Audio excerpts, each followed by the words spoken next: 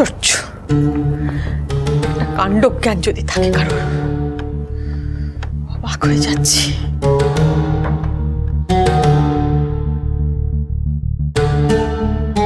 মা, মা, হ্যাঁ কি হলো? তুমি এখানে এইভাবে চুপ করে বসে আছো? বসে কি আর আছি, দেখছি সবাই আর কত বার বাড়তে পারে। কি হলো? কি আর হবে, কারোর সময় হলো না এখনো।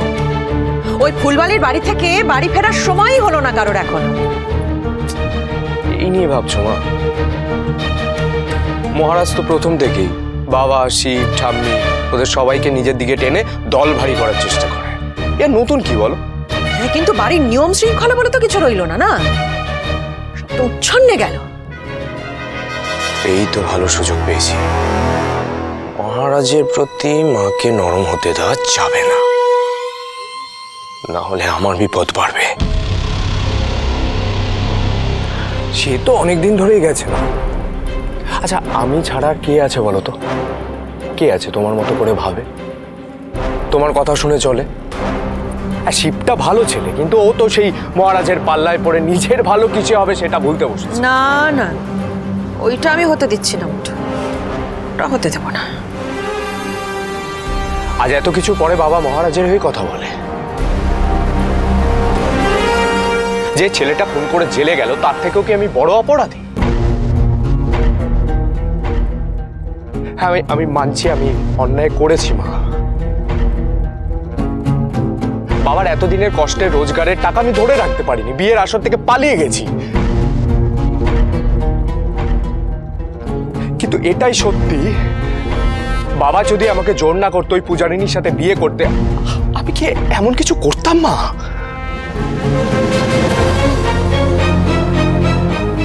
এখানে তো ভিকটিম আমিও,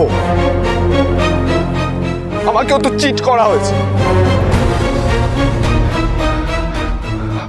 আমার কি দোষ? ওদের কাঁদছিস কেন সোমনাথ? ও বাবা, কাঁদছিস কেন বাবা? আমি খুব অনুতপ্ত মা। আমি এখনো নিজেকে ক্ষমা করতে পারি না। না বাবা, ওভাবে বলিস না, ওভাবে বলিস না।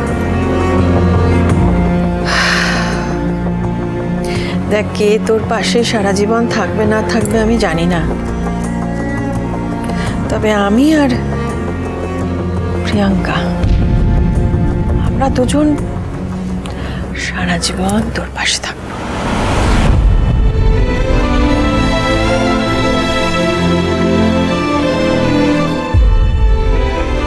সোমনাথ, শোন শোন না, প্রিয়াঙ্কাকে বিয়ে করবি?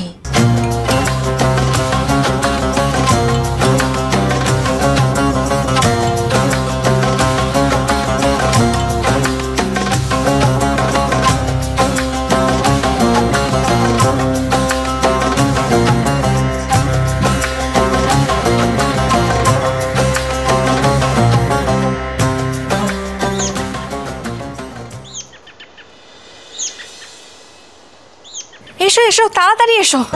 উফ বাবা, কত দেরি হয়ে গেল, সবার নিশ্চয়ই খুব খিদে পেয়ে গেছে। এত তাড়াহুড়ো করিস না বাবা, এত তাড়াহুড়ো করিস না। কি এত কিছু করেছিস, কাজ বেড়ে গেল আরো। আরে ঠাম্মি, কি যে বলছো না, তাড়াহুড়ো না করলে হবে? কত বেলা হয়ে গেল বলো তো, সবার নিশ্চয়ই খুব খিদে পেয়ে গেছে। আগে খেতে দিই, তারপর সব কথা। আরে পূজা মা, আরে কি রান্না করেছিস বল দেখি।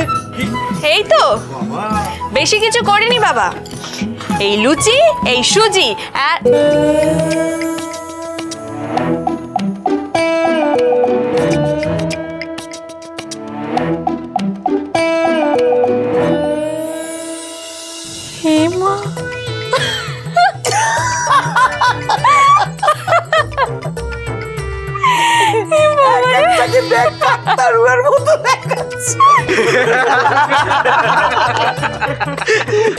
দেখো দেখো, সবাইকে কিরকম সার্কাসের জোকারের মতো লাগছে। কত বড় বড় জামা। তো কি করব? হ্যাঁ, তোরা তো চলে এলি আর তোদের পেছনে পেছনে আমরা খালি হাতে চলে এলাম, জামা কাপড় তো আনতেই পারিনি। খবরটা আমাদের বিশাল আকৃতির বন্ধুর জামারি ভরসা। ভাগ্যিস আমার মেজদা এতগুলো পাঞ্জাবি এনেছিল। বাবা, ওর জামার যা সাইজ না, আমরা দুজন এই জামার মধ্যে আরামসে ঢুকে যাবো। ঠিক বলেছো। তুই তো দুটো ঢুকেই আর আমার তো খুব মজা। এই দেখো বন্ধু, আমি ঠাম্মির শাড়ি পরেছি। ও মা, না না, মিলিকে কিন্তু বেশ মিষ্টি লাগছে। হ্যাঁ, একদম ফিউশন হয়ে গেছে। কিন্তু তোমাদেরটা মানে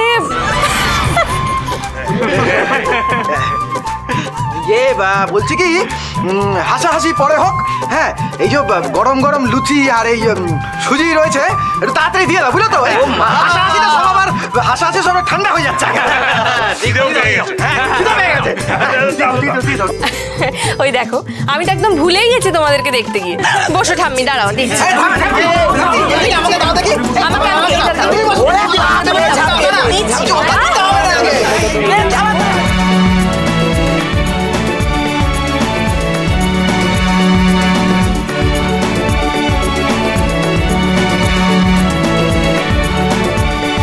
আসবো?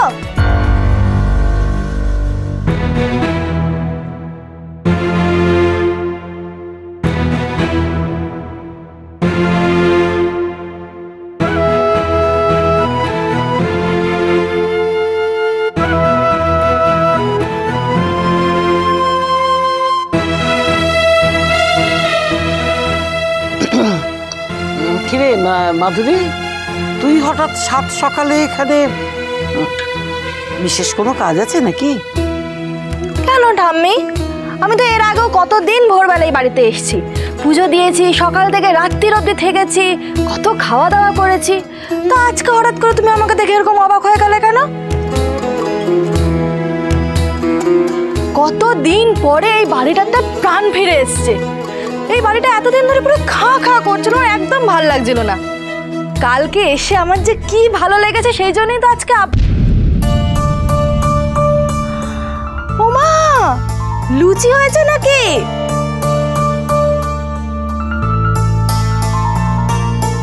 কিন্তু সুজির হালুয়া কেন? কেন মানে? কারণ মহারাজ লুচির সাথে সাদা আলুর তরকারি খায়, সুজির হালুয়া নয়।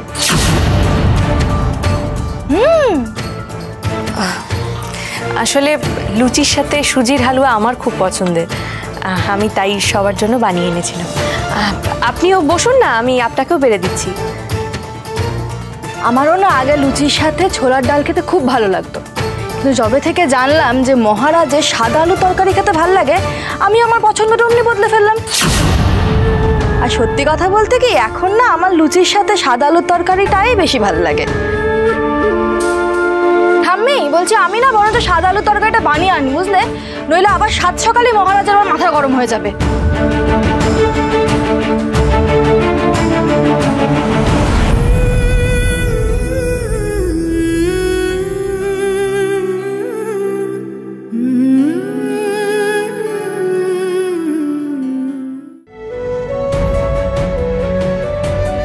আমি এই যে হারুদা বানিয়ে দিয়েছে রুটির রোল, ছোটবেলা দিত।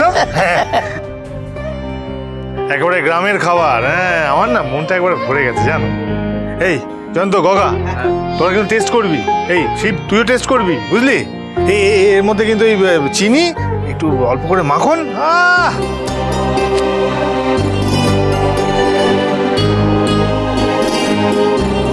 হ্যাঁ, আছি যখন সবই টেস্ট করবো। সব টেস্ট করবো।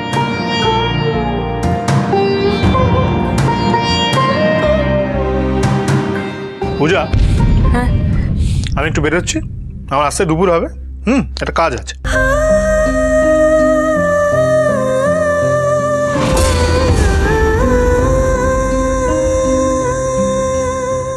সে কি রে, বেরিয়ে যাবি মানে? ভাবলাম একসঙ্গে সবাই মিলে বসে খাবো, আর তুই বেরিয়ে যাবি? আরে ও না খেয়ে বেরোচ্ছি নাকি? তোমরা এমন করো না। এই তো হেভি গেছে।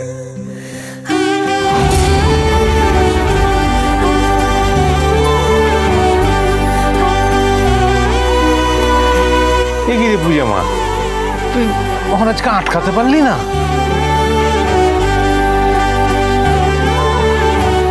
উনি আমাকে এভাবে বলে বেরোলেন এই প্রথমবার। আর উনি মাধুরীকে যেন দেখেও না দেখার ভান করে এড়িয়ে গেলেন। মাধুরীর চোখেও জল দেখলাম যেন। মাধুরী কি এই কারণেই দুঃখ পেলেন?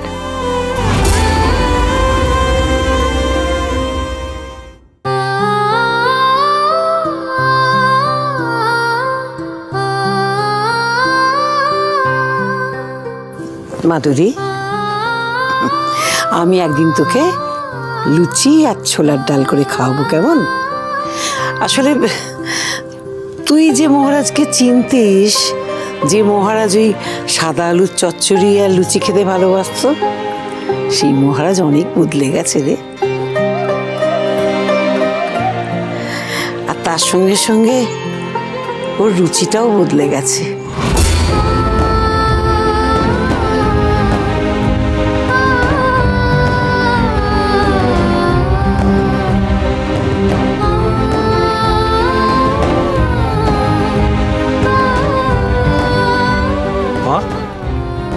গতকাল থেকে এই মেয়েটা এরকম আচরণ করছে কেন গো? এই মাধুরীদের কি মাথাটা খারাপ নাকি?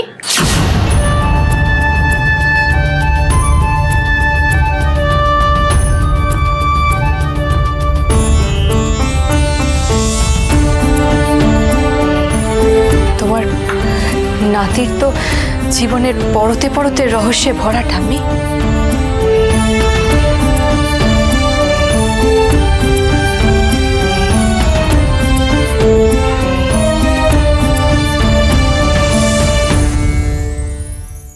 এতক্ষণে সময় হলো না সবার? সারা রাত ভর মহারাজ, পূর্ণিমা পড়ে গেছে। পড়ে গিয়ে পূর্ণিমার মাথা ফেটে গেছে।